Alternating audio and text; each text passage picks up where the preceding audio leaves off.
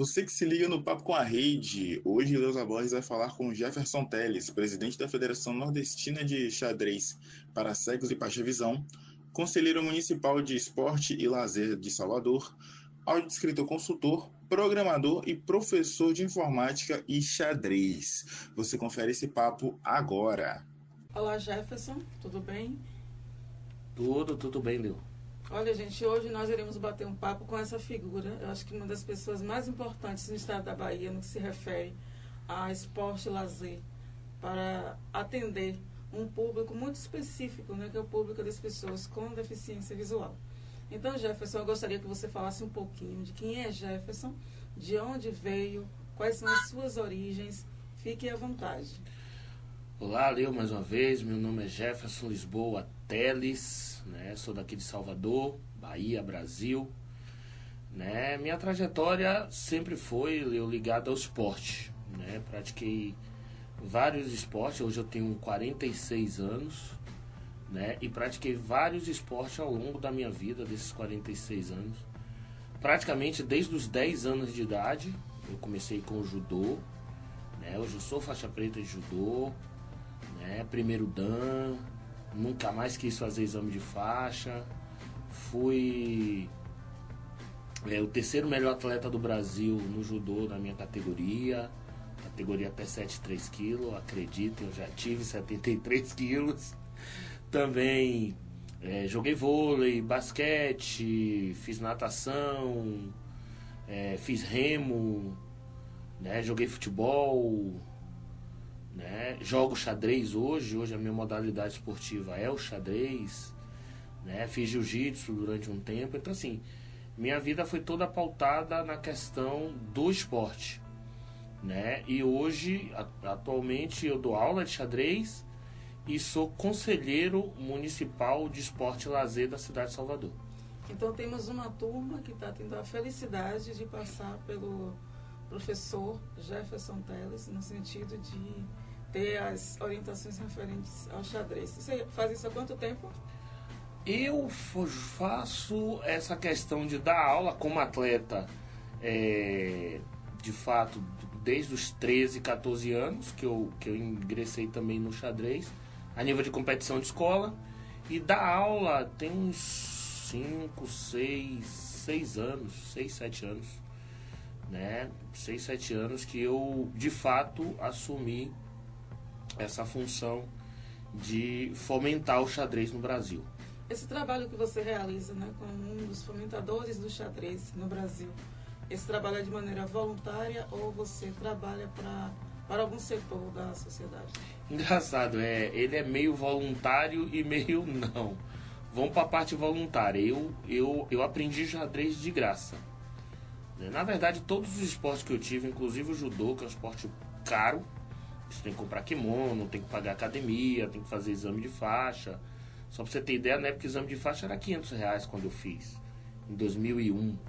Hoje um exame de faixa é R$ 2.000.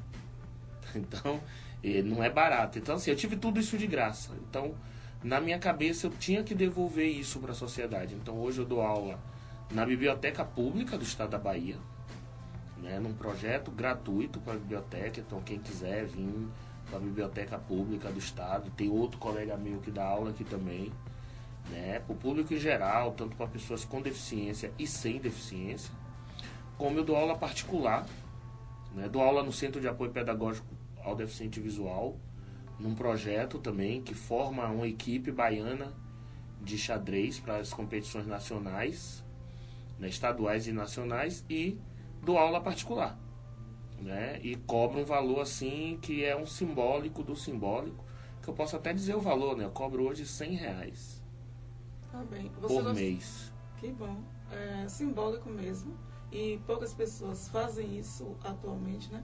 Pelas questões até das necessidades que a própria pessoa tem. Por exemplo, você tem despesas, né, para chegar aqui, para retornar para casa, assim como outras pessoas que trabalham em outras áreas. Você gostaria de falar um pouquinho sobre a Biblioteca Central e o CAP? Como funciona essa biblioteca? Fala do setor que você costuma atuar. né, ou estar presente para oferecer as aulas, assim como o CAP. Fala um pouquinho dos seus espaços. Assim, como eu disse, você vai sempre ver eu falar que eu tenho uma dívida de gratidão com cada setor que eu passo, então eu tento retribuir.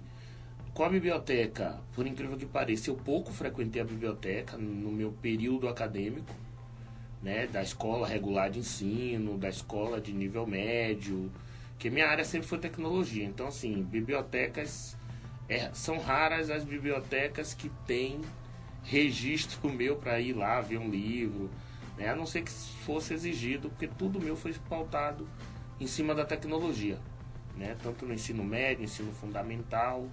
Eu já vivi, eu acho que eu nasci numa época que eu consegui mesclar tecnologia. Você tem ideia? Eu fiz o curso de programador, eu sou programador formado. Eu fiz na época em 94, pela Byte. Estamos falando aí de quê? De 20... 94, 31 anos. 31 anos. Né? Então, 31 anos atrás, a tecnologia não era uma coisa para todos. Né? Eu tinha computador, eu era a segunda pessoa no meu bairro a ter um computador. Então sempre fui pautado pela tecnologia, então a tendência é de vir pouco nas bibliotecas. Mas quando eu cheguei aqui na biblioteca, o trabalho que é feito na biblioteca, né, principalmente nesse setor que a gente está, que é o setor Braille da Biblioteca Pública do Estado da Bahia, era um trabalho de excelência. Né? Era um trabalho que você tinha pessoas voluntárias. Aqui tinha um grupo chamado GVCLC, que era uma sigla para Grupo de Voluntários, Copistas e Ledores do Estado da Bahia. Que eram pessoas que vinham aqui com o único intuito de dar o seu tempo para fazer leitura de livros, de material didático, para alunos que estavam ou no ensino regular, ou na universidade, ou que estavam querendo fazer vestibular. Pô, isso aqui me encantou. Né? O sentido amplo da palavra ser voluntário. Né? Que não tinha compromisso com o Estado, não tinha compromisso com órgãos públicos, não tinha compromisso com nada. Mas, em compensação, se você dissesse assim para aquele voluntário, 10 horas da manhã você pode estar aqui para me ajudar na leitura, aquele voluntário 9h50 estava aqui. Né? Às vezes chegava primeiro do que outras pessoas que necessitavam do serviço. Né? E muitos desses voluntários ajudaram a formar muitos doutores que nós temos, gestores, profissionais da área de administração, pedagogia. Então, assim, essa biblioteca ele tem essa característica. E hoje a gente consegue abrir um leque que hoje ela envereda pelo xadrez. Né? E o xadrez de forma inclusiva. Né? Nós temos dois setores aqui. Tem o setor da biblioteca, que é o setor Braille, e tem o setor infanto-juvenil. E a gente consegue juntar as duas turmas. Ou no setor Braille, quando tem campeonatos, a gente tem um campeonato aqui na parte externa do setor, mas o foco foi o setor. E tem treinamento da equipe que vem pessoas com deficiência treinar no infanto-juvenil. Com quem enxerga? Aí eu estou falando da inclusão que eu acredito. Não aquela inclusão que tem que separar quem é deficiente num canto, quem não é no outro. Essa inclusão de que faz esse trânsito de pessoas que enxergam, vêm para aqui jogar xadrez, e pessoas cegas vão para lá jogar xadrez. Então, assim, o setor Braille ele tem essa característica. O CAP, que é o Centro de Apoio à Pessoa com Deficiência Visual, eu tenho uma particularidade, que numa época eu dei aula de judô no CAP. Né? Eu fui professor de judô. Quando eu concluí a minha formação, eu virei professor em 2001, virei faixa preta de judô em 2001, e em 2001 eu apresentei um projeto para o CAP de trazer o judô adaptado para o estado da Bahia. Né? E o CAP pertence ao governo do estado, e lá eu consegui fazer esse trabalho de formar atletas do judô. Eu tenho atletas que são amigos meus hoje, faixa preta, que começaram comigo e são cegos. E tem um cego, que é o Lucas Teles, que hoje é faixa preta de judô e treina na academia que eu treino. Né? Já chegou a dar aula, ser chefe de equipe na academia que eu treino. Então, mais uma vez, a inclusão, de fato, onde só tinha poucos cegos dentro da academia Judocatas, e Lucas era professor, como faixa preta. Treinava quem enxerga. Né? Então, isso para mim é inclusão de fato. Aí, com o tempo, eu passei a dar aula de informática pelo Senai, dentro do CAP, né? E hoje eu formo e treino e preparo a equipe do CAP, que é a que representa o Brasil, a Bahia, no cenário nacional. Eu represento o Centro de Apoio Pedagógico na modalidade de xadrez. Aí está a importância, né, que você está repetindo por várias vezes, né, a importância do trabalho inclusivo. Trabalhar a inclusão de fato e não a integração. E muitas pessoas confundem, né? Só o fato de uma pessoa com deficiência estar em determinados lugares, muitos acham que ali está acontecendo a inclusão. E, na verdade, a inclusão é isso que você está trazendo. Então, Jefferson, me fale aí de 2 momentos importantes para você, tanto na biblioteca quanto no CAP, que fizeram de Jefferson ser hoje o Jefferson que está conversando comigo. Assim, 2 momentos que eu posso destacar. O momento do CAP. Eu acho que o momento do CAP, e aí entra, que a gente está quieto até agora, que aí entra no fato de como eu conheci o CAP. Sim. Eu conheci com a professora Kátia em 1998 e 99. Né? Em 99 eu tinha 20 anos.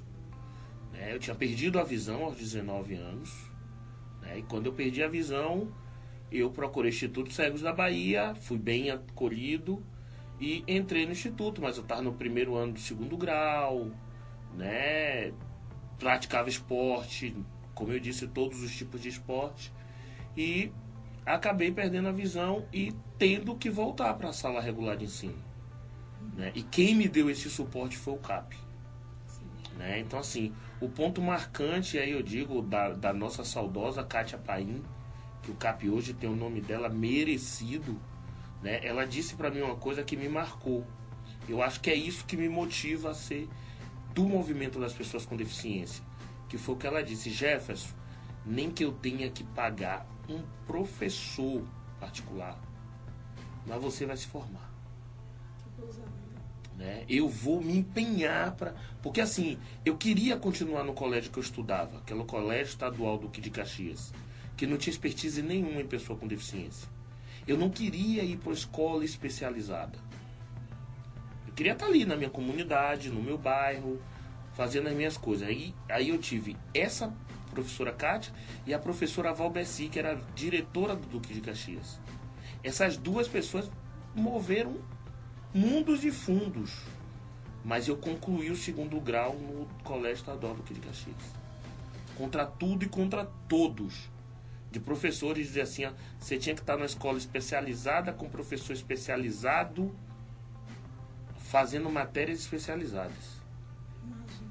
E um desses professores era advogado, sociólogo e filósofo. Nossa. Que era meu professor de sociologia e filosofia e era advogado. Então, por que eu faço ênfase nisso? Porque era o cara que primeiro brigava por lei, filosofia de vida e sabia a necessidade prática do socialismo, do que é social. Anos depois, eu encontro esse mesmo professor e ele fala assim: e aí, Jefferson, como é que você está? Eu digo: estou bem. O que é que tem feito? Eu digo: passei na faculdade de Direito. Agora você é meu colega. Eu digo: pois é, professor, mas o senhor na época disse a mim que eu tinha que estar numa escola especial, com professores especiais. Pô, você ainda lembra? Então, assim, não quer que esqueça, né? Essas 2 pessoas, se hoje eu não sou formado em Direito, é porque eu não quis. Não porque não me faltou oportunidade. Eu tive toda a estrutura para isso. Familiar, organizacional, financeira. Né? Então, assim, essas 2 professoras eu levo para o resto da vida. Porque as 2 disseram a mesma coisa em momento diferente. Nem que eu tenha que pagar um professor se se forma no Duque. A importância, né, das pessoas que entendem, que né, entendem também do que é um ser humano. Pois porque às vezes é. uma pessoa com deficiência, a pessoa com deficiência ela é colocada como não ser parte, né? Coloca como ser margem. A vida inteira nós fomos margem, né?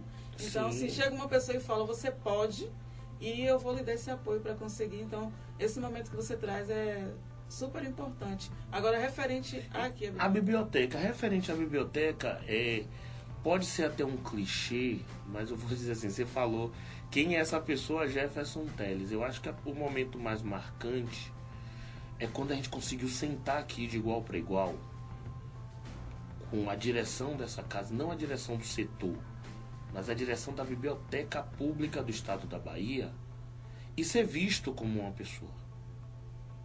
Não ser visto como um usuário de um setor específico. Eu garanto, assim, tem dificuldade? Vai ter dificuldade em qualquer área da sociedade. Mas eu garanto, eu estou falando para comigo e alguns outros, mas para comigo, quando eu boto o pé dentro dessa biblioteca, que eu preciso falar de algum assunto dessa biblioteca ou me meter em alguma briga, porque o setor está sendo sublocado para outras coisas, eles me ouvem, mas não me ouvem meramente assim, ó, vou ouvir e tchau. Eles me ouvem porque eles sabem até onde eu posso ir. Eles não veem uma pessoa com deficiência. Hoje, a grande maioria da direção dessa casa não vê as pessoas com deficiência visual como meramente usuários. Eles sabem que tem aquele cara que é o usuário, que é natural, e sabem que tem aquele cara que você não pode bulir, porque ele vai atrás dos seus direitos. Sim. Então, o tratamento que eles têm, claro, com respeito, como o respeito que eu tenho, mas eu sempre disse assim, ó, e um exemplo claro, hoje eu sou conselheiro municipal do esporte, da Prefeitura de Salvador. Eu sou filiado ao PT. Olha que contrassenso. Só que assim, ó, eu entro aqui com a camisa da Prefeitura sem ninguém me dizer nada. Eu participo de eventos aqui, faço filmagens do Estado sem que a Prefeitura me diga nada. Por quê? Porque o que é que eles viram na minha pessoa? Eles viram na minha pessoa o que eu posso oferecer. Né? E a gente tem que ter esse cuidado, as pessoas com deficiência têm que ter esse cuidado para não ser usado só como propaganda. É isso mesmo, Jefferson. Essa coisa do ser usado. Pois Muitas vezes, né, tem pessoas com deficiência que são usadas e tem outras que se deixam, né, ser usadas. Porque talvez é conveniente. Isso. Muitos talvez por falta de conhecimento. Sim. Outros por conveniência. Por conveniência. Né? Porque, já pensou, tô fazendo uma propaganda aqui pro governo. Aí, vou aparecer na televisão. Por mim, eu não apareço em televisão nenhuma.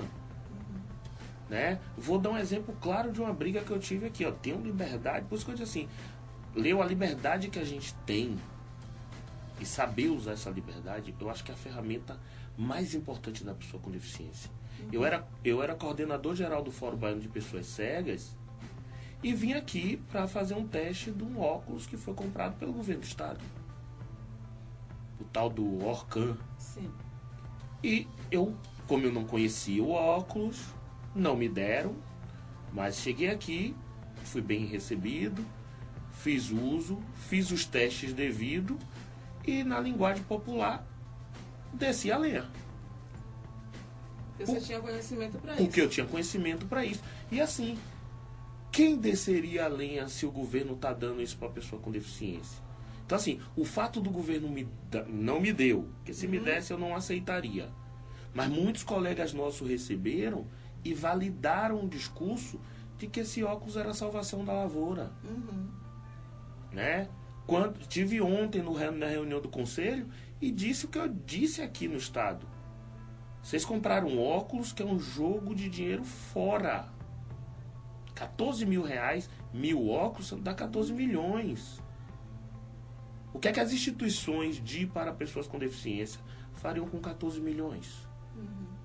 Estou falando só instituições especializadas, não estou falando associações, movimentos, só as especializadas. Uma impressora hoje, Braille, é caríssima. Com 14 milhões você compra tablet. A Prefeitura de Salvador fez a mesma coisa. E eu desci a linha do mesmo jeito. Então, essa independência que eu tenho de falar aquilo que eu penso, né, cargo nenhum vai me toldar. Então, assim, sou conselheiro municipal, mas posso falar mal da Prefeitura. Era do Fórum Baiano de Pessoas Cegas, enviamos uma carta para aqui duríssima. Então, essas coisas é a nossa independência. E às vezes a pessoa com deficiência, Leo, principalmente a visual, que ela tem um poder maior do que todas as outras deficiências, que nós temos o dom de falar. Por si só, não é falar, expressar. A gente tem um poder político com as palavras. Talvez o que a gente não enxerga, a gente transforma isso em palavras. Então a gente tem um poder de oratória. Pode olhar, o cego menos letrado fala bem.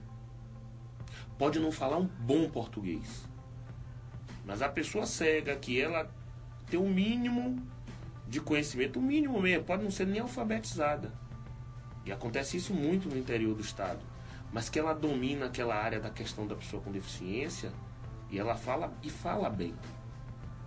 É isso que você traz a respeito de ter autonomia Sim. sobre o que vai fazer, o que não vai Sim. fazer, né? Sobre você não estar ligado a um determinado órgão público, ou se tivesse também, você faria o que lhe desse na telha, porque você tem conhecimento, porque também não adianta a pessoa falar por falar. Sim. Não é isso?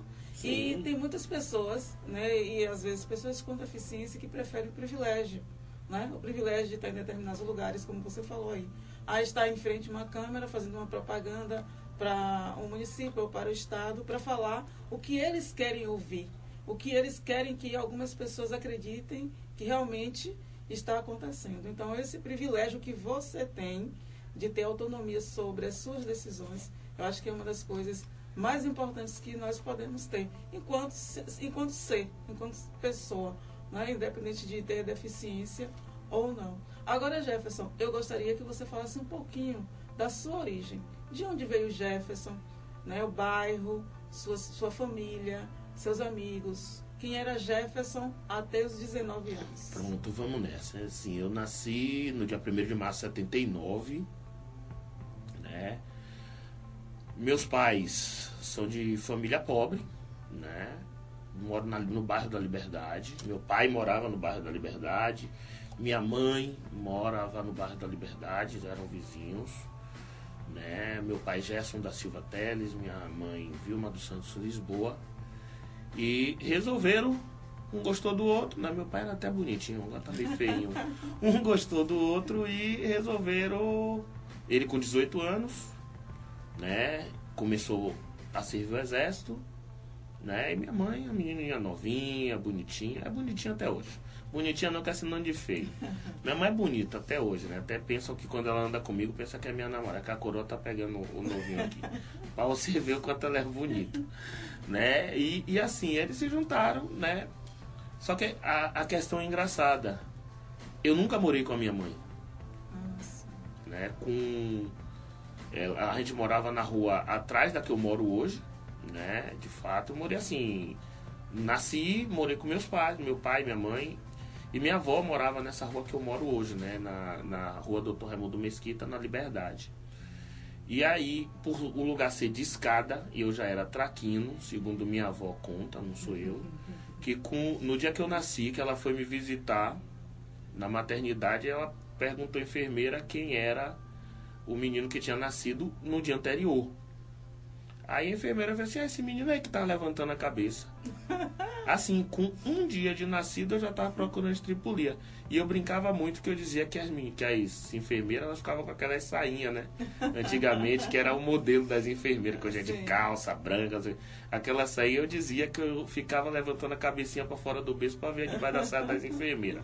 Né? Mas assim, eu já era traquino desde o primeiro dia. Então, o que é que acontecia? Meus pais saíam, né? Minha mãe trabalhava, uma coisa novinha, né? Cuidava de idoso, cuida de idoso até hoje. Mas naquela época cuidava assim, ia fazer uma coisa, outra, e meu pai no exército, né? E aí o que é que aconteceu? Eu tinha que ficar na casa de alguém, eu ficava na casa da minha avó.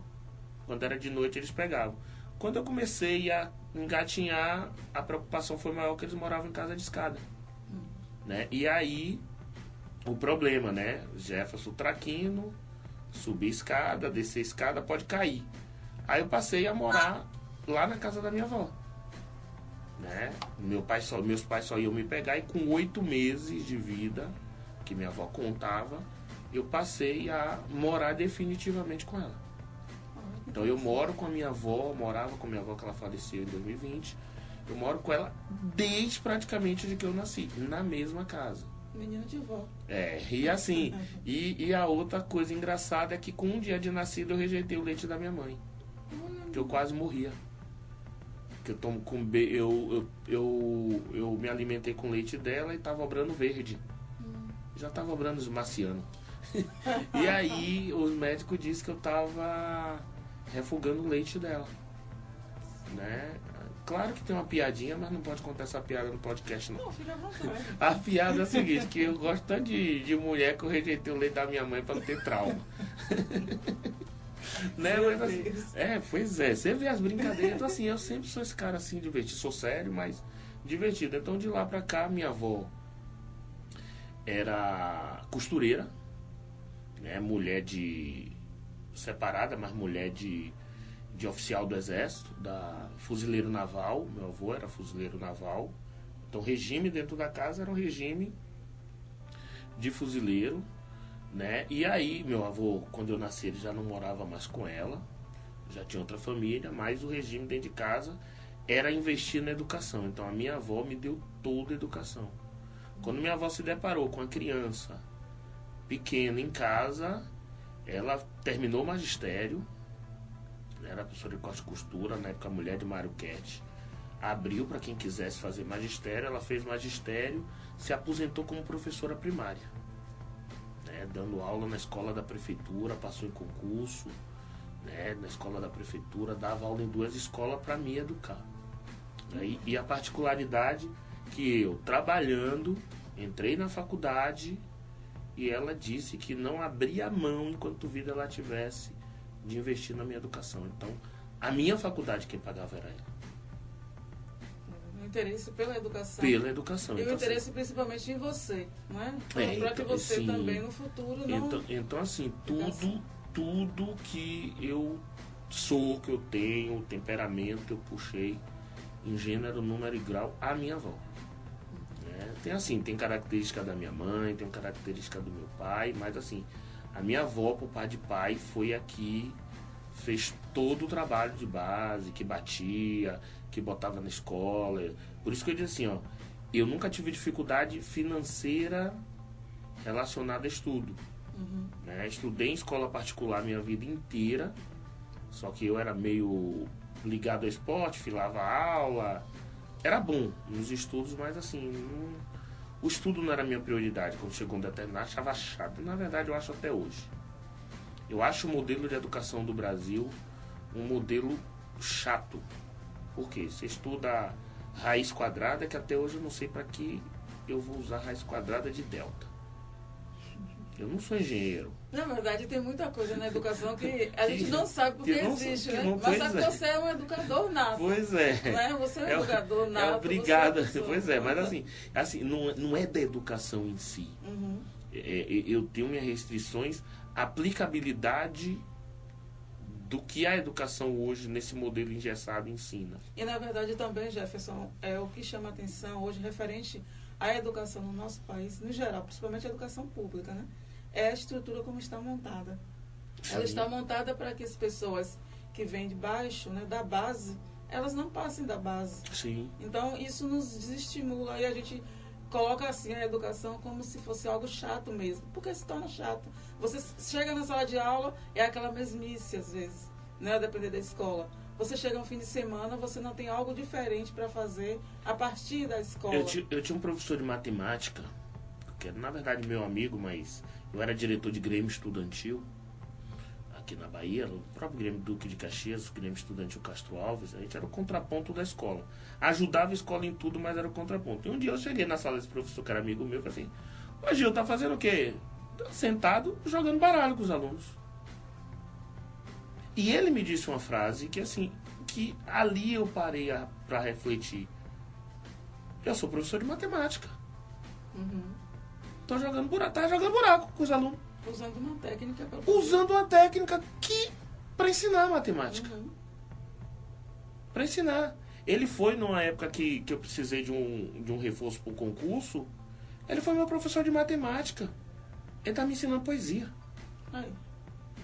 E assim, ele falou assim: mas de onde é que você tá? 2 livros de matemática. Me ensinando fórmula através de poesia. Isso tudo são, essas questões assim, Jefferson, são técnicas que um bom professor, Pois é. né, vai buscando formas de... E aí é onde está o X da questão. Professores que nem esse não duram muito nas escolas. Tem isso. Né? Então, assim, a minha avó me ensinou muito de educação. Eu corrigi a prova junto com a minha avó. Por isso que assim, eu sou professor mesmo. Dou aula de informática, e tem uma base do que ela fazia. Né? Você tem ideia?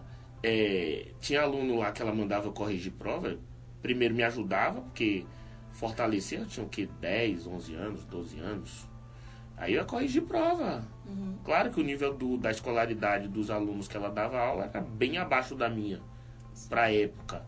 Né? Porque eu estudava em escola particular e naquela época, se hoje já imagina lá atrás como o ensino era puxado para quem estudava em escola particular. Não vou dizer puxado, era elevado talvez. Não adequado para as necessidades de uma pessoa que ia chegar lá mais à frente. Isso. E aí o que acontecia? Eu corrigia a prova e às vezes eu dizia assim, ó. Esse cara aqui não respondeu direito a pergunta não, aí dava aquele C cortado. Mas com certeza a sua avó ia avaliar depois. Eu botava de lápis. Sim. Aí ela vinha e dizia assim, não, mas ele entendeu a pergunta.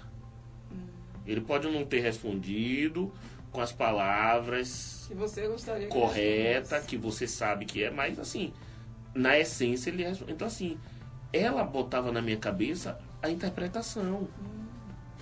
Né? Então assim, eu fui daquele menino de que se eu chegasse em casa e tivesse um lápis, eu apanhava se não fosse meu.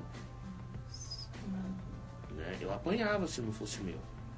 Então assim, pra quê? Pra que eu não pegasse nada de ninguém.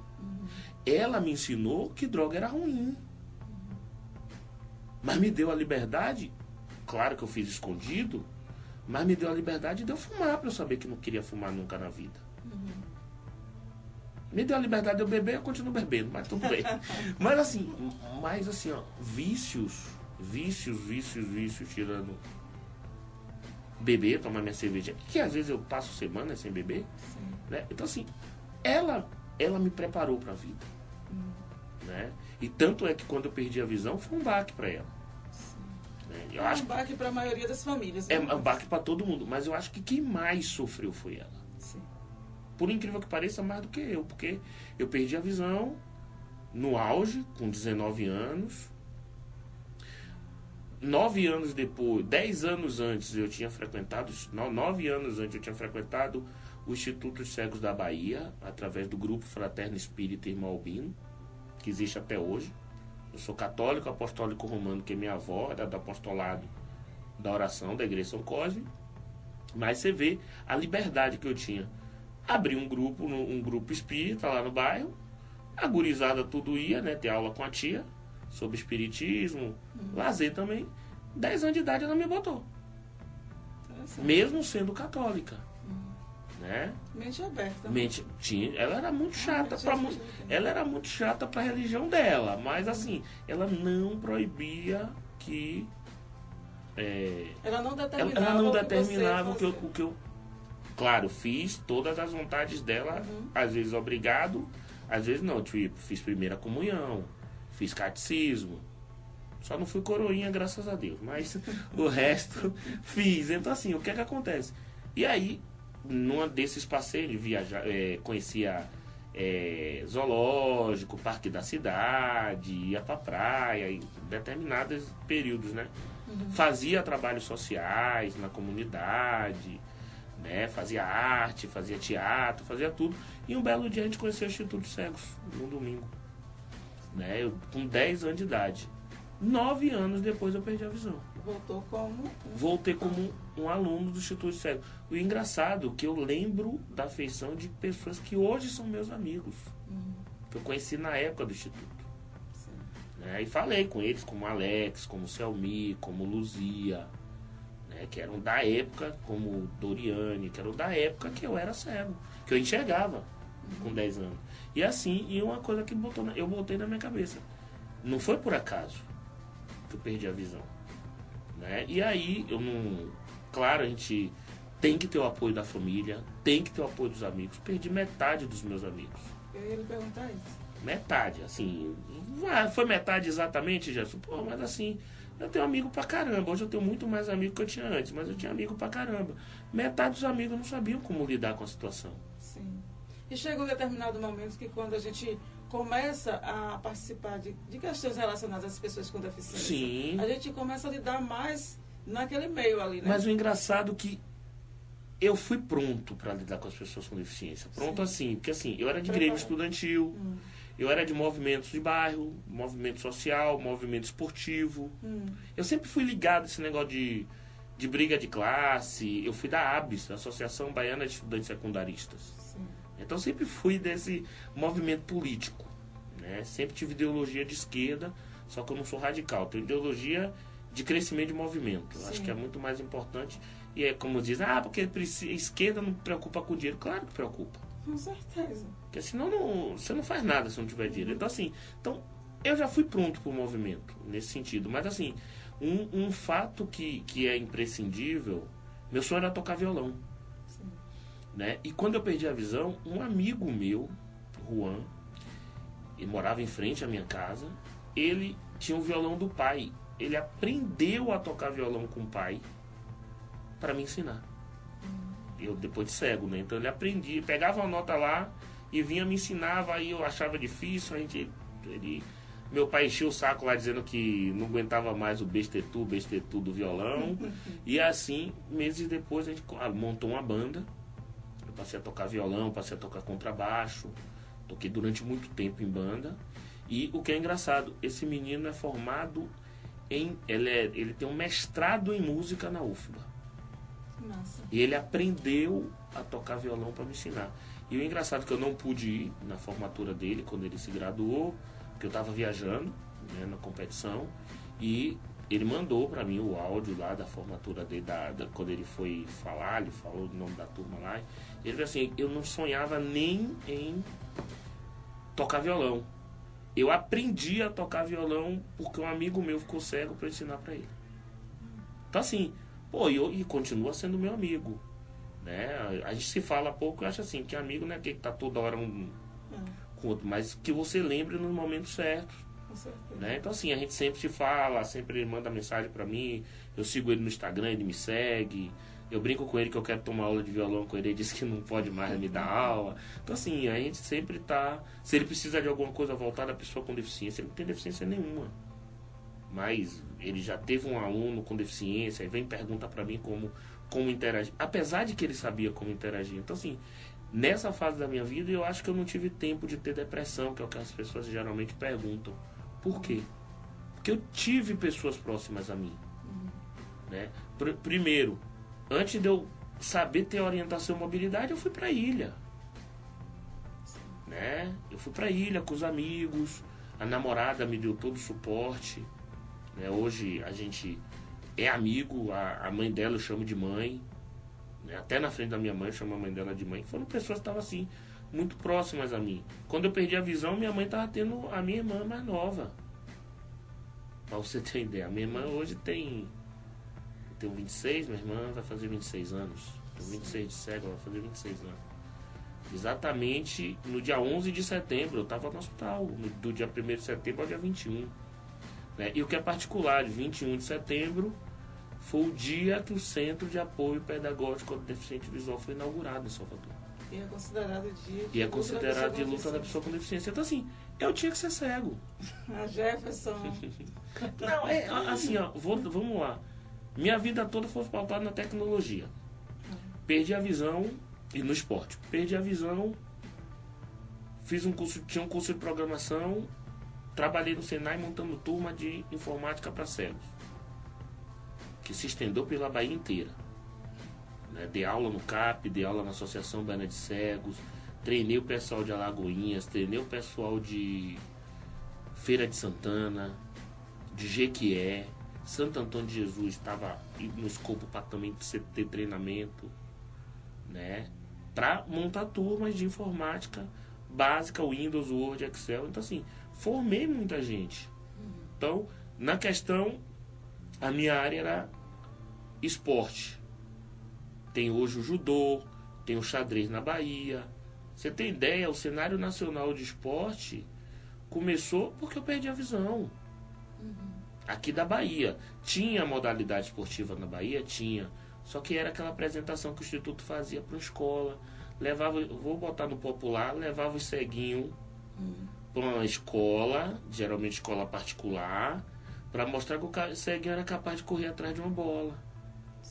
De jogar bola. Ele joga bola. Ele corre. Você sabe que até hoje é assim, né? Pega uma pessoa com deficiência para poder usar de massa de manobra. Isso. E mostra, ela faz isso. E aí ganhava, o Instituto ganhava doação de cesta básica.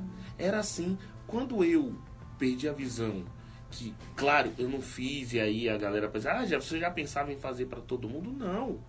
Eu fiz para mim. Eu era faixa marrom de judô. Eu descobri que existia o judô adaptado.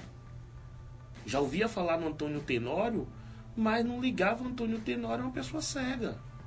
Sabia porque era do esporte, do judô. É o Tenório, um lutador cego, mas assim, aí daí? É um cego que luta. Né? E aí, quando eu perdi a visão, eu queria estar nesse cenário. Eu queria estar no cenário nacional do esporte. Aí eu corri atrás, filiei na antiga ABDC, contra tudo e contra todos, de ouvir de professores dizer, eu não filio a Associação Baiana de Cegos. Na verdade, eles sabiam que ele ia perder esse protagonismo.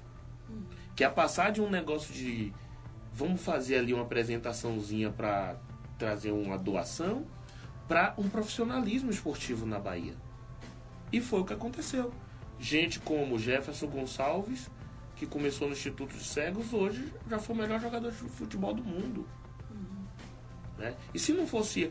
se não fosse você, podia ser alguém. A pessoa com deficiência não está no mundo de 2000 e de 98 para cá, não. Por que nunca ninguém fez? O futebol de cegos já teve apresentação a nível nacional aqui da Bahia e depois morreu. Por que morreu? Voltou agora, e quando voltou com força. Bahia 7 vezes campeã brasileira, né? Brasil com atleta da seleção da Bahia. Acho que a maior parte dos atletas são da Bahia, né? A maioria são da Bahia. Então, assim, profissionalizamos o esporte. Então, assim, aí eu enveredei pelo judô, aí abriu vaga pro remo, abriu vaga para natação, abriu vaga para futebol de cegos, atletismo. Então, assim, hoje a pessoa segue com baixa visão. Não estou dizendo que as outras não tinham, porque já tinham basquete, cadeira, mas o cego não era representado no esporte. O Jefferson não era representado no esporte, principalmente pela falta de acessibilidade. Sim. Que hoje, embora a gente reclame, existe muito ainda a falta de acessibilidade. Ainda falta muita coisa. Falta muita coisa. Né? Ainda falta muita coisa. Quantas pessoas ficaram para trás por falta de oportunidade, ainda da possibilidade de estar onde desejar estar, né? Pois é. Antigamente, e eu tenho uma briga hoje dentro do Conselho Municipal do Esporte com as federações, e eu sei que é uma briga que talvez eu saia do conselho e não consiga resolver, que é a falta de sensibilidade que algumas federações têm em ter dentro do seu quadro a modalidade paralímpica. Que é bonito ver na televisão o Brasil de pessoas com deficiência ganhar 85, 86 medalhas, né? Sendo essa 26 de ouro. Enquanto o de pessoas ditas normais ganharam 3 medalhas de ouro numa Paralimpíada. É bonito. O Brasil é bem representado na classe da pessoa com deficiência. Mas e na base?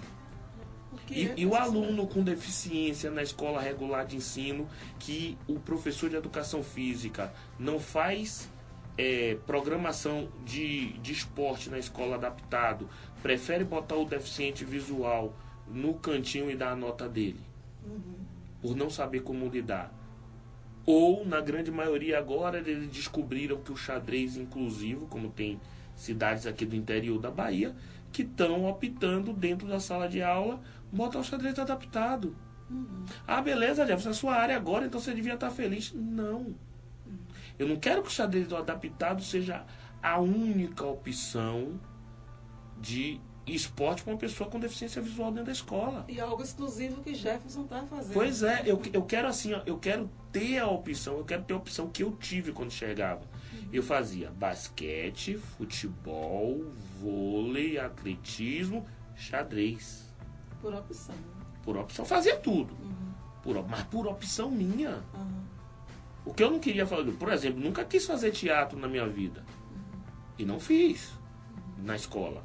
Fiz depois, por alguns motivos, mas por influências. Mas assim, Na escola eu não quis fazer, então era uma opção minha. Uhum. Tem que ser uma opção da pessoa com deficiência. Com certeza. E para isso precisa, de novo, que a grade curricular pense a educação como um todo. Sim.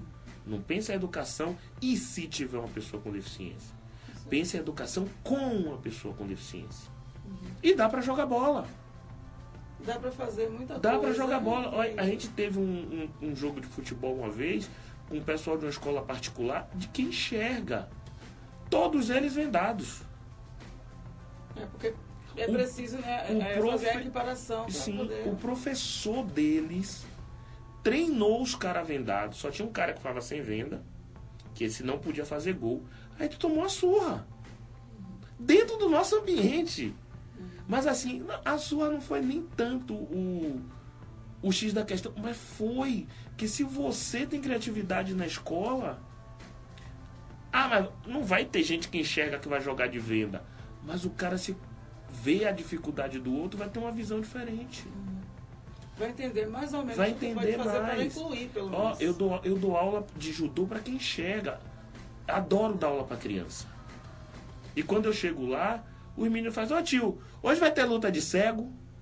Por quê? Porque eles querem lutar comigo de olho fechado. É eles que querem, não é eu que boto lá que tem que fechar o olho, não. Uhum. É eles que... Mas como é que o senhor sabe na hora que a gente vai dar o golpe?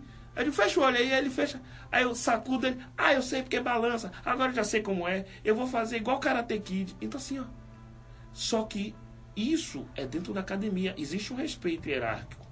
Mas eu garanto que aquela criança, se ele, na escola que ele estuda, seja ela pública ou particular, se aparecer uma pessoa com deficiência visual, uma criança com deficiência visual, ele vai ser o primeiro da turma a dizer assim: eu sei como é que lida. E geralmente quem se aproxima primeiro na escola da pessoa com deficiência é o aluno, né? Sim. É muito mais rápido a Sim. aproximação do aluno do que E aí, do próprio professor. E aí ele vai dizer assim: não, eu sei como é que guia. Peraí, bota sua mão aqui no meu ombro, que eu tenho um professor de judô. É assim. Quando eu tô nos torneios de xadrez, a galera quer sentar no meu tabuleiro para jogar comigo. É um tabuleiro só adaptado. Mas eles gostam de jogar. E se a gente precisa de ajuda, eles são os primeiros. Peraí, como é que eu guio aqui? Aí eu digo: não, pega aqui no seu ombro que você é muito pequeno, não dá para segurar no teu braço. Aí pega no ombro, ele bota a mão por cima da minha. Não pode andar. Se ele vê um aluno na escola, ou se ele vê uma pessoa com deficiência na rua, como eu já tive relatos, da mãe falar: Jefferson, Gabriel foi lá ajudar o menino que ele estava andando na rua com a bengala. Aí ele foi lá, se apresentou, disse que conhecia você e foi ajudar o menino. Tá vendo? A importância do seu exemplo de vida. Pois é. Então, assim, ó, eu acho que isso inclui muito mais rápido do que se a gente botar um bocado de normativas técnicas que tem que ter uma bengala, tem que estar a posição assim, tem que botar... Não. Mesmo porque, Jefferson, essa questão da bengala também é muito relativo, né? Porque às vezes o que você vive dentro de um ambiente fechado, aprendendo a usar a bengala, na rua é totalmente diferente. Sim. Né? Tem quem pega a bengala que você está Sim. usando, sai arrastando. Você não vai utilizar lá fora, ou como você utiliza no ambiente fechado. Sim. Né? Tem várias questões.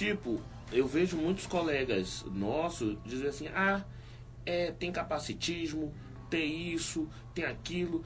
Quando às vezes eu tô na rua andando, o cara: ô ceguinho, cuidado aí que tem um buraco. Tem gente que vira pro cara para... Não sou ceguinho, não. Pera aí, rapaz.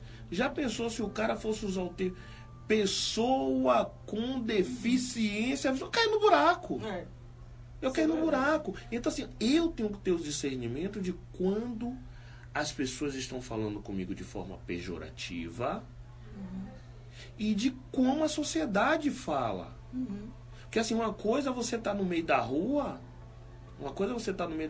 e passa uma pessoa ali: pô, ceguinho, você quer atravessar? Eu já não vou atravessar com você não, quando eu não sou ceguinho. O que é que eu sou? Eu brincava muito, eu era presidente da Federação Brasileira de Xadrez, mas quando eu saía na rua, eu era ceguinho. Ninguém sabe que eu tenho um cargo. Eu vejo um amigo meu passar ali, advogado, de paletó e gravata, o cara vai achar que é da igreja. Não vai achar que é um advogado. Não vai achar que é um professor doutor. Então, assim, a gente, na grande maioria das pessoas com deficiência hoje, tem essa falsa ilusão de que a sociedade tem que nos aceitar e tem que nos conduzir da forma que a lei diz. A lei não serve pra porcaria nenhuma. Assim, tipo, nos aceitar e respeitar, respeitar. como nós somos, é um direito nosso, né? Você quer ver uma coisa? Você quer ver uma coisa que já aconteceu? Eu estava no ônibus uma vez e a mulher perguntou para mim onde era determinado lugar. Eu ia saltar praticamente no mesmo lugar. Uhum. Né? Eu não ia para o mesmo lugar, mas o ponto era o mesmo. Aí eu virei para ela assim, tem esse ponto aqui, é no próximo. Só que ela viu que eu era cego, depois de eu dar a informação. Sim. E aí ela parou. Aí perguntou pro cara do lado. Tava do meu lado. Aí o cara falou assim, mas ele não já lhe disse onde é? Não, é porque ele não enxerga. Uhum. Então assim, essa é a realidade. Lei nenhuma muda. Isso aí você também pode entender como capacitismo também. Porque Sim, uma pessoa, sim, embora não lhe conhecesse, sim, ela entende sim, na cabeça dela assim que... Sim, mas assim, ó. Adianta eu brigar com uma pessoa dessa? Ah, não. Você pode, no mínimo, né, orientar. Pois assim, é, aí eu virei pra ela e fiz assim, independente de eu ser cego, eu tô indo pro mesmo lugar. E o cara que falou assim, mas ele é cego, mas ele lhe disse o endereço certo. Agora você só não tá aceitando porque ele é cego? Então assim, a própria sociedade sabe que os excessos não são condenáveis. Mas no dia a dia, no andar, no sair... A gente tem que ser mais prático do que outra coisa. Eu já vi gente se acidentar porque não gosta de ser ajudada. Aí já é uma questão muito... Então assim, a gente também tem que saber que a nossa deficiência, ela tem que se submeter ao que a sociedade vive. A própria sociedade tem deficiência, né? Sim. Então assim, são essas coisas. Então assim, aí nesse período todo, eu fui me educando. Enquanto pessoa, né? Já usando o outro lado, que é o da causa da pessoa com deficiência. Era justamente sobre isso que eu ia falar com você agora, né? Para a gente fazer esse bate-bola, falando sobre a questão da pessoa com deficiência e você, né? Dentro desse movimento social. Como é que você percebe, né, a importância de se movimentar enquanto pessoa com deficiência para as mudanças acontecerem, né? Assim, já fui muito ativo na questão da pessoa com deficiência. Eu sou de movimento político partidário, né? Como eu disse, eu sou filiado ao PT, né? Tenho me afastado um pouquinho das questões políticas, por ideologia também, porque eu acho assim, o PT depois que virou governo, esqueceu por que ele quis ser governo, né? Nós, pessoas com deficiência, de militância de esquerda, depois que viramos governo, perdemos o estímulo de militância. Isso é uma coisa que está acabando no Brasil. Não existe mais o militante da pessoa com deficiência. Existe agora aquela pessoa que briga pelos seus interesses. Oh, você falou tudo. Existe agora. E na minha época, eu ia por ideologia de militância. Eu sentava com o governo, sentava com a oposição do governo, sentava com a direita, sentava com a esquerda por ideologia. Hoje eu vejo que a gente do movimento da pessoa cega, principalmente, a gente senta para discutir o que é que eu posso ganhar. Garantir os privilégios. Pois é, o que é que eu posso ganhar. Né? Eu vejo a gente brigando, vou dizer por mim, eu briguei para tirar o superintendente da pessoa com deficiência do estado da Bahia. Porque estava lá há 12 anos e o movimento das pessoas com deficiência do estado da Bahia não avançava. Mas nunca briguei para tirar ele para me colocar no lugar. Eu vejo colegas nossos que brigaram porque queriam tirar ele para assumir o lugar.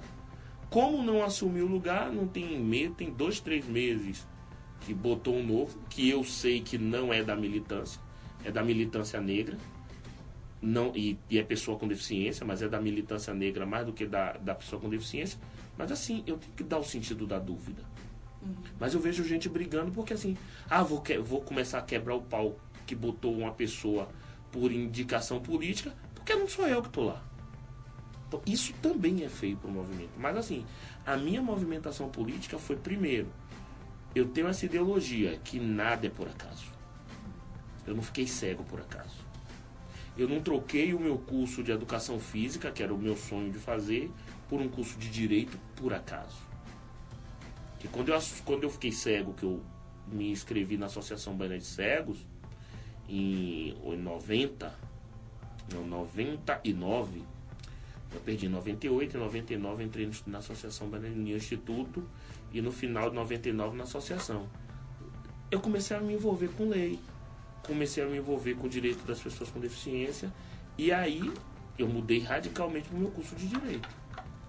Né? Você foi aprendendo, né, sobre os seus direitos. Sim, e aí eu queria ser útil. Né? Talvez fosse ideologia, mas eu queria ser útil. E que me deu uma bagagem até hoje. Hoje eu me sinto, não tenho formação em direito, fui até o 7º semestre, mas assim, dentro daquilo que eu estudei, que eu estudo, que eu pesquiso, que eu debato, fiz vários estatutos. Hoje eu estou na Federação Baiana de Xadrez, na Federação do Nordeste, como presidente, na Baiana como diretor, discutindo leis para atletas com pessoas que enxergam. Né? Então, assim, essa bagagem eu adquiri. Então, assim, eu comecei a ver que a militância do movimento das pessoas cegas, principalmente, era muito rica. Era muito rica. Tinha pessoas, como eu disse, tinham grandes oradores e grandes militantes. Né? Tinha muita gente boa. Eu tive muitos professores, né? Robinilson, Andrade, João Bosco, Márcio, né? Que foi da galera que, quando eu entrei, Marcos Welby, que já era militante. E essas pessoas me deram uma bagagem. E me deram o principal, me deram a liberdade de eu fazer do meu jeito, de eu pensar do meu jeito. Né? E naquela época também, a gente era militante para tudo. A gente era militante para educação, a gente era militante para passeio público, a gente era militante para passe livre, a gente era militante para sites com acessibilidade, a gente era militante para concurso público, a gente era militante para mercado de trabalho, a gente era militante para... Olha o quão... por tecnologia. Quando a gente recebeu migalhas de cada coisa dessa, acabou a militância. Achou que estava rico todo mundo. Pois é, acabou a militância. Eu falo muito sobre isso, né? Sobre a importância de ter a consciência de que não tá bom. Pois é. Né? A gente está vivendo momentos esporádicos de... Eu fui da época que eu estudei, que eu concluí o 2º grau depois de cego, de que eu precisava de um livro que a briga nossa, que a editora não queria mandar o livro digitalizado. Por causa de direitos autorais. Né? Mesmo tendo a lei que, se fosse para pessoa com deficiência, que esse livro podia ser disponibilizado e feita a publicação digital. A gente teve muita briga. Então o CAP tinha um trabalho, a biblioteca aqui tinha um trabalho, que tinha impressora Braille, de pegar esse material, digitalizar, e nem todo mundo sabia mexer com equipamento, digitalizar, imprimir em Braille. E o engraçado, ó, a tecnologia avançou e até hoje nós não temos uma lei que hoje agora está tendo, mas agora já chegou atrasada. Mas até o momento hoje, 2025, ainda não tem de fato efetivo, agora que começou, o cargo de brailista. Por quê? E hoje vai estar obsoleto se esse cargo aparecer. Por quê? Porque naquela época a gente só tinha acesso a livros em braille. E a correção ortográfica desses livros? Porque tem que ter a correção ortográfica do braille para ver se o braille está todo certinho para publicar um livro em braille. Sim. Né? E isso só uma pessoa cega faz. Com certeza. Né? Então, assim, essas coisas... Então, assim, hoje eu disse, minha vida foi toda em cima da tecnologia. Mas eu não milito para mim. Porque para mim eu não preciso de militância.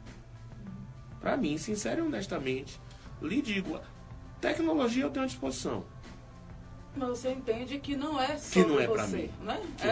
A gente não pode pensar, é só sobre mim, não. Pois é. Tem outras pessoas. Eu também já teria desistido, Jefferson, como eu já desisti várias vezes da própria militância, do fazer o movimento social referente à pessoa com deficiência. Só que hoje eu faço a militância de uma outra forma. Tem várias formas de você fazer esse trabalho sem precisar estar em grupos. Eu hoje faço a militância do meu jeito. E aí vai aquela coisa que você falou assim, pô, Jefferson, eu tô feliz que você tá no conselho. Aí eu fiz logo uma ressalva. Conselho Municipal de Esporte e Lazer. Eu sou suplente. Mas foi por quê? Porque o secretário de Esporte e Lazer do município indicou a Claudinha botou meu nome. Sim. E claro, e ali eu tô me sentindo útil. Né? Mas já fui conselheiro estadual da pessoa com deficiência. Só que assim, hoje eu não vejo sentido prático. Sei que tem que existir, porque se não fosse os conselhos estaria tudo muito pior. Mas hoje eu não vejo aqueles militantes, não estou falando mal dos meus amigos. Sim. São meus amigos. Sim, você não falou mal de ninguém. Mas eu não vejo. A gente discutia antigamente o seguinte: como é que os políticos vão falar de combate à fome em um restaurante de luxo? Não é isso? Vamos fazer alusão para a pessoa com deficiência. Como é que nós, pessoas com deficiência, hoje, vamos discutir pessoas com deficiência se todas aquelas pessoas que estão ali com deficiência não necessitam das políticas públicas? E lhe digo, listo ali, ó. Vou citar alguns nomes porque são meus amigos. Lucas Teles representa o conselho na OAB. Lucas Teles é advogado. Sim. Né? João Edson Prazeres, quando era conselheiro do COED, era pela Secretaria de Educação. Ele era coordenador de Educação Especial. Né? Citei esses dois, mas a gente pode ampliar para muito mais gente. Sim. Para muito mais gente. Que tem a vida estabilizada. E que poderia dizer assim, eu não preciso de movimento e que nenhum. E que não precisa de movimento nenhum. Nenhum. Mas tá porque acredita na militância. E também é como a gente falou, Jefferson, não é só sobre nós. Sim, né? beleza. Só que aí é o contrassenso. Eu não posso falar da periferia se eu não morar na periferia. Eu não posso falar da inacessibilidade no transporte se eu só ando de Uber. Sim. Então assim, ó, precisa ter alguém lá? Precisa. Só que eu não me sinto essa pessoa mais para estar lá. Você porque fala assim, no conselho. No conselho, porque mas assim... entenda assim, quando eu quero dizer assim, ó, fico feliz por você estar no conselho, porque é um lugar que geralmente não é nosso. Sim, aí o que é que acontece? Hoje eu estou no conselho, eu e a Claudinha, representando não a causa da pessoa com deficiência. Eu sou conselheiro de esporte e lazer na modalidade dos atletas de Salvador. Assim. Claro, eu faço um recorte para a pessoa com deficiência? Faço. Porque é a minha área de atuação. Sim. Mas quando eu vou discutir, eu não vou discutir, Leo, você faz remo? Faz. Pronto, eu vou discutir Leo fazendo remo. Eu não vou discutir Leo deficiente fazendo remo. Eu não vou discutir Lise fazendo remo, que enxerga. Sim. Eu vou discutir Lise fazendo remo. Primeiro você tem que entender as particularidades, que nem todo mundo, ninguém é igual a ninguém. Eu também já fui conselheira, conselho da mulher, e a primeira coisa que eu precisei entender é que eu não estava ali para defender a causa das mulheres com deficiência. E o que é engraçado, só tem eu e Claudinha com deficiência. Todo mundo do conselho não tem nenhum tipo não de tem deficiência. nenhum. E a menina que é da sociedade civil também, que é do Remo, que é a vice-presidente, que ela tem, assim, ações voltadas para a pessoa com deficiência, mas não tem deficiência nenhuma. Então, assim, a gente está ali para trabalho. Então, assim, aquilo me completou de fazer. Eu gosto de fazer aquilo ali. Né? E foi isso que me desmotivou de estar no Conselho Estadual da Pessoa com Deficiência. De hoje estar no Conselho Municipal da Pessoa com Deficiência. Eu acho que a gente senta muito para discutir coisas, né? Para discutir coisas. E hoje não objetiva mais, porque a nossa visão de inclusão é uma visão que não acompanhou a tecnologia. Também. Não, aí a gente vai brigar, sabe por quê? Por que a SUDEF só faz passe livre? Por que o passe livre só tem... Olha o que a gente brigava pelo passe livre. E, é importante. E eu brigo muito, Leo, você que é de uma cidade onde eu fui muito, de graça. Porque tinha uma empresa chamada Regional Jauá. que eu não precisava ter passe para entrar nessa empresa. Geralmente era para aquela região ali. Sim. Né? Santo Antônio de Jesus, Ibirataia, né? Cruz das Almas, aquela região lá. E eu ia, pegava o passe, pegava a minha identidade, chegava lá, o cara da não pode entrar, não precisava nada. Aí a gente fez o passe livre. Pô, pensando em tudo, em unificar, pronto. Hoje a pessoa com deficiência é proibida, porque só são 2 vagas. Tem isso mesmo. Mas naquela época a gente tinha pelo que brigar. E hoje é pelo quê? Tem muitas coisas a brigar, a gente precisa brigar, só que a consciência está muito Pois é. fora do que é real. Por quê? Porque as pessoas que estão lá estão discutindo Privilégios em primeiro diárias de hotel para vir para a reunião do que de fato discutir o que importa. Tem isso. Tem Né? isso mesmo. Porque de fato discutir o que importa. Vou dar um exemplo claro. Rolou uma briga o ano passado inteiro porque estavam querendo tirar os alunos do CAP. Não do CAP só de Salvador, de todos os CAPs. Né? E ninguém do conselho chegava lá, se reunia, vamos discutir que tá isso aqui, porque é um absurdo, é não sei o quê. E a prática? Teoria sem prática Aí, não tem resultado. aí o que é que a gente fez? Eu era coordenador do fórum, a minha equipe é uma equipe lutadora, tirando o Lucas, que era do conselho, mas ninguém estava no conselho, né? O Lucas estava pelo AB. Nós fizemos uma coisa prática. Convidamos para uma das mesas plenárias o coordenador de educação especial e descemos a lenha. E tivemos uma garantia dele. Nós não queremos acabar com o acesso das pessoas com deficiência no CAP. Só que essas pessoas não podem ser matriculadas. Por quê? Porque no momento que você não tem atividade nenhuma na escola regular de ensino e está matriculada, gera um custo para o Estado. Uhum. Mas eu não tenho. Mas eu continuo dando aula de xadrez no CAP. Eu continuo tendo alunos que não são da rede regular de ensino. Mas, Jefferson, é isso que a maioria das pessoas precisam saber. Por que o CAP está tendo essa mudança e qual é o tipo de mudança? Mas, porque tem pessoas que não sabem pois que é, têm direito a esse acesso ainda. Mas o grande X da questão, sabe qual foi? É que nós temos um conselho que as pessoas estão discutindo que o CAP vai acabar. Com mais 10 CAPs sendo construído. Então, assim, as nossas brigas perderam sentido. Com certeza. Só que a gente ainda não sabe disso. Isso é verdade. Jefferson, para a gente caminhar para o final, a gente vai fazer um bate-bola. Eu faço uma pergunta, você responde com uma frase, ou pode ser um pouquinho mais que uma frase.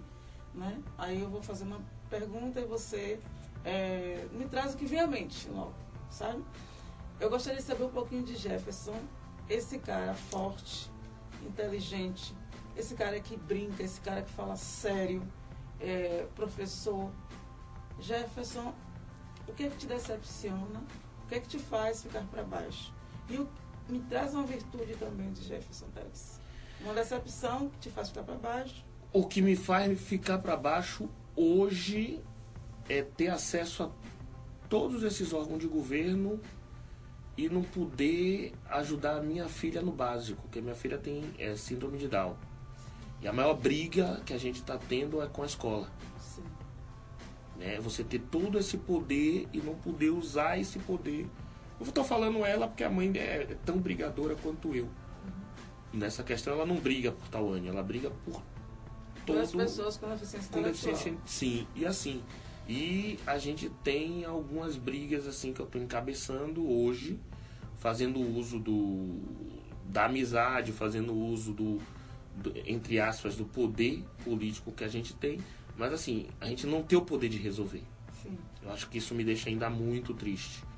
Né? Eu gostaria de poder dar um telefonema e resolver o problema, né? De uma escola, que é a escola que minhas filhas estudam hoje, como a mãe mesmo diz. Eu queria ter o direito de educar minha filha, Só que o governo diz que para ela ter determinados benefícios, tem que estar na escola regular de ensino.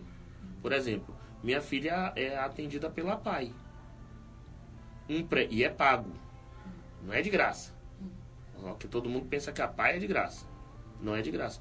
Um pré-requisito para ela ser atendida, ela está na escola regular. Só que a escola regular não dá o suporte que Tauane merece. E precisa. Não dá o suporte. Não dá mesmo o suporte. Você tem ideia? É uma ADI para 5 pessoas na sala dela. Né? E não tem como atender. A mãe conseguiu uma psicopedagoga para dar aula particular para Tauane. Só que não pode.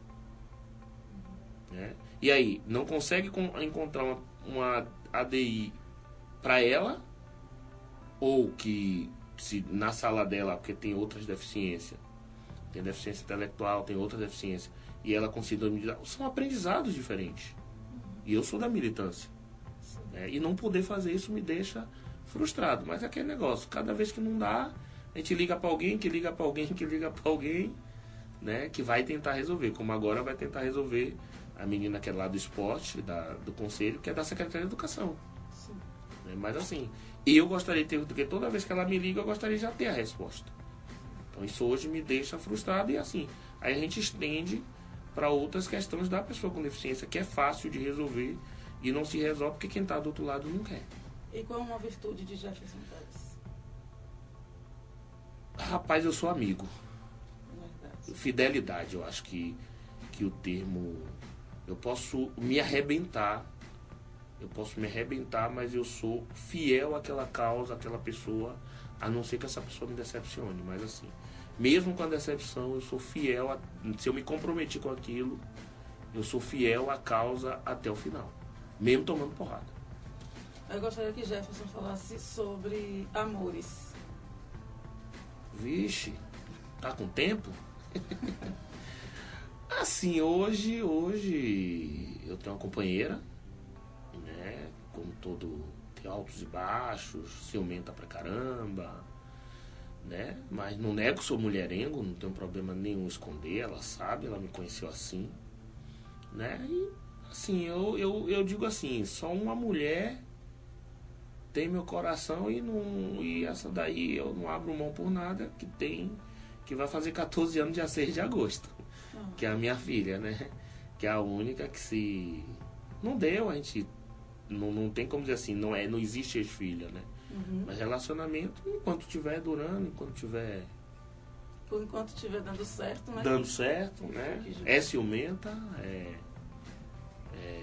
já me causou vários problemas por causa do ciúme doentio dela, mas... É o que tem pra hoje, né? Algo que você já fez e se arrepende. Pode ser dentro de um movimento social, pode ser com a vida, pode ser na vida. Vixe. Uma coisa só. Algo que eu fiz e me arrependo. É assim, eu acho que não tem nada assim que eu fiz e me arrependi, não. Porque assim, na grande maioria eu tentaria fazer de novo. Que bom. Tentaria talvez ir por caminhos diferentes, mas assim, tudo tá dentro do meu aprendizado, né? Até as coisas que eu fiz de ruim, né? Até as coisas que eu fiz de ruim servem como aprendizado para mim. Minha avó me ensinou muito isso, né? Seja certo ou errado, mas faça, né? Se adapta, porque assim, o que é o certo? Tirando as coisas que são previstas em lei como erradas, mas se for coisa que envolva a minha vida, depende de mim. Então, se eu fiz e quebrei a cara, né, e eu tenho a oportunidade de consertar, eu vou tentar consertar.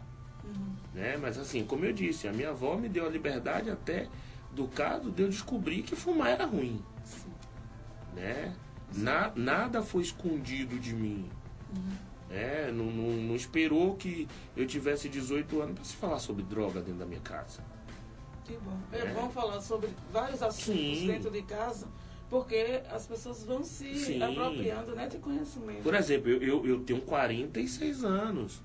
Eu fui de uma época que uma parte da minha família pai de pai, era daquela que não aceitava ter um homossexual na família. Eu tenho primos homossexuais. Meu irmão assumiu que é homossexual. Trato ele como meu primo, com mais amor do que os meus outros primos. Então, assim, isso fruto de uma mente muito aberta. Então, assim, eu acho que, assim, não tenho nada, assim, de... Talvez, assim, para não dizer que nada, talvez eu tenha gastado muito dinheiro ao longo da minha vida. Poderia ter gastado menos. Tá certo, Jefferson, eu gostaria que você deixasse uma frase e indicasse, por exemplo, um livro, uma modalidade de esporte ou algo que seja interessante para a sua vida que você considera que pode ser também importante para a vida de outra pessoa. Assim, eu gosto de ler. Primeiro a frase. Né? Então vamos para a frase que é a frase que eu uso no meu Skype, que por sinal tá acabando, que é uma frase de um cara que eu sou muito fã, que meu nome seria o mesmo nome dele, que é o Thomas Jefferson, que foi presidente dos Estados Unidos, governador de algumas cidades lá, que ajudou a fundar, né, os Estados Unidos, que ele diz que... Pô, não lembro da frase. Na frase que eu uso é assim, ó. O xadrez é a minha paixão, a política social meu dever. Né? Então eu uso essa frase. Hoje o xadrez é a minha paixão e a política social meu dever. Né? E tanto é que na frase tem lá, Thomas Jefferson Telles. Tem até assim, para fazer alusão a que foi a origem da frase e que eu adaptei para o xadrez. Então, assim, que eu posso adaptar para o esporte, né? Que, assim, discutir o xadrez é uma coisa que eu faço de bom grado e a política social, não essa política de movimento mais, a política social como um todo. Né? Eu percebi que eu não preciso... Eu sou do setorial da pessoa com deficiência do PT, mas não vivo no setorial da pessoa com deficiência do PT. Quando eu quero discutir alguma coisa que vai impactar em ações do Estado, eu discuto diretamente com quem vai impactar.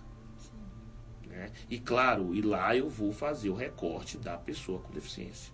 Isso é uma concepção de rede ou então fórum, sabe? Sim. Você trabalha não pensando... E fui do fórum, né? Eu fui da rede PCD Bahia, né? Que também foi um momento, assim, marcante que deu uma independência naquilo que eu acreditava. Né? Então, dentro dos movimentos, isso. Entendi. Agora, eu gostaria que você deixasse um livro ou, então, uma modalidade de esporte que você acredita ser importante para você que poderia ser para outras pessoas. Assim, de esporte, os dois que eu pratiquei mais, né? Judô e o próprio xadrez. Eu acho que o xadrez ele tem um papel fundamental, né? Que ele inclui, de fato. Né? A pessoa que pratica o xadrez, ele consegue jogar com a pessoa com deficiência, ele consegue jogar com a pessoa surda, com a pessoa cega, com a pessoa cadeirante, né? E ao mesmo tempo é um jogo e educa. Ótimo. Né? A pessoa que pratica, a criança que pratica o xadrez, independente de ter a deficiência ou não, ela tem um poder de concentração maior, de forma educacional. Ela absorve mais conceitos, teorias educacionais. Né?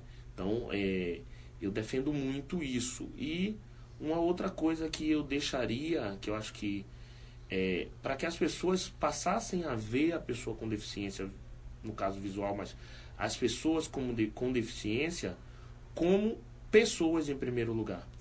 Né? E que se você tirar a letra D da questão da deficiência, vai ficar única e exclusivamente eficiência. Então, acho que não olhar para a letra D da deficiência. Sim. Olhar para o conjunto, né? Olhar para o contexto. E quando você tira a barreira da deficiência da frente, você vai ter pessoas qualificadas, pessoas competentes, pessoas que podem contribuir com o crescimento do outro. Com certeza. Né? E a deficiência é só um mecanismo, é só um empecilho momentâneo. E quem não tem deficiência, né? Verdade. Jefferson, eu gostaria de saber se você gostou do nosso papo. Gostei. Muito obrigada, Jefferson. Gostei muito. Eu já sabia que seria um papo interessante, mas dialogando com você, eu acho que se a gente pudesse ficar aqui a tarde inteira, a gente teria muito para saber sobre Jefferson Telles. Pois é. Como se comporta diante das dificuldades, da realidade em que nós, enquanto pessoas, independente de deficiência, vive Gostei muito. Parabéns por ser essa pessoa que você demonstrou e que eu já entendia um pouquinho, né, de Jefferson Teles. Estou muito feliz em ter batido esse papo. Gente, escute aí, passe adiante, porque vale a pena, valeu a pena para mim. Eu acredito que vai valer a pena para muita gente. Deixe seu abraço, Jefferson. Um abraço aí para todos e o que precisar, estamos por aqui. Tchau. Tchau, tchau.